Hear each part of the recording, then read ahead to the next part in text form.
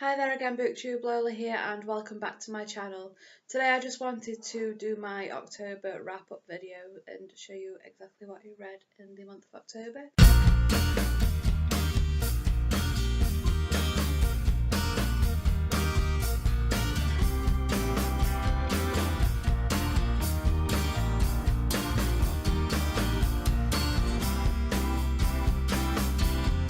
I read 6 books in October, so not a bad reading month right there. And I will just jump right into the video and show you what I read. So the first thing I read in October was Once Upon a Dream, and this is a Disney book. It's a Twisted Tale book, and it's by Liz Braswell. I read this thinking it was going to be like this really cool, twisted kind of story kind of book, which it was.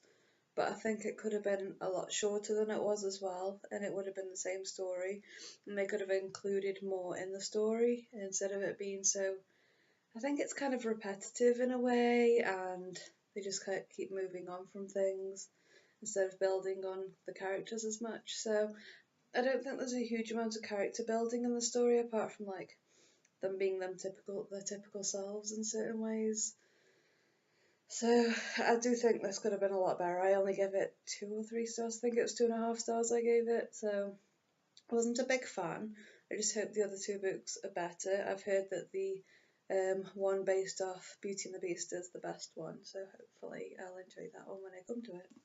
So that's Once Upon a Dream rather. The next book I read in October was I Hate Fairyland Volume 2. Which is such a it's such a funny series.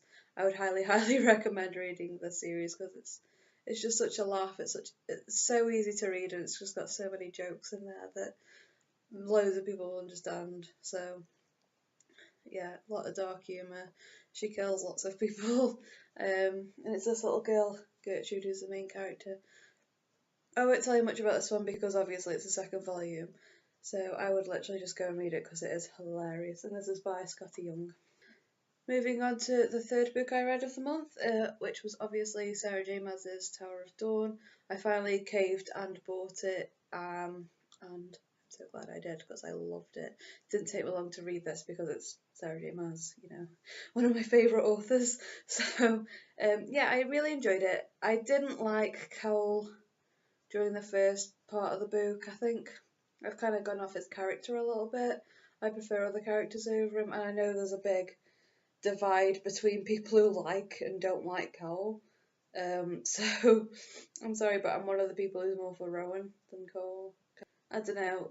He just doesn't seem as faithful, in my opinion, than he should be. So, like, and as a friend, as a character, I just not a fan of him anymore. But I did give this book a 5-star. It was very much needed in the series, and I did highly enjoy it. Just because I didn't like the main character too much doesn't mean I didn't like the book. There's lots of books I love where I don't like the main character, so sorry guys, I know I've had a go. Moving on to a child's book, I read Roald Dahl's BFG, The Big Friendly Giant, which I really enjoyed. Again, didn't take me long to read this, and yeah, I love Roald Dahl anyway. I love the movie to this, and this doesn't stray. The movie doesn't stray too far from this book, which was really fantastic to me. I absolutely loved the fact that the movie stuck to it quite well. It's kind of difficult to read sometimes when you're reading the BFG's lines because he has like a speech impediment because he wasn't really taught English very well. Like he never went to school, and he's just had to learn from the other giants how to speak and people on Earth, I suppose, how to speak. And I think he taught himself to write from a kid's book. So at least he does try very hard to educate himself. I really enjoyed it. So wonderful story. The fifth thing I read in the month of October was the first part of This Beast, and that was the Sword of Shannara, the first book in the series. The Elfstones of Shannara is also in here, as well as the Wish Song of Shannara. My auntie has lent me this book, thank God, because it's huge and it's probably extremely expensive. But yes, I'll be giving her this back when I've read them. But it's actually quite good. It did take me a little while to get into the story, about halfway through, I think, so I did just keep going. So I'm hoping the next two books are better.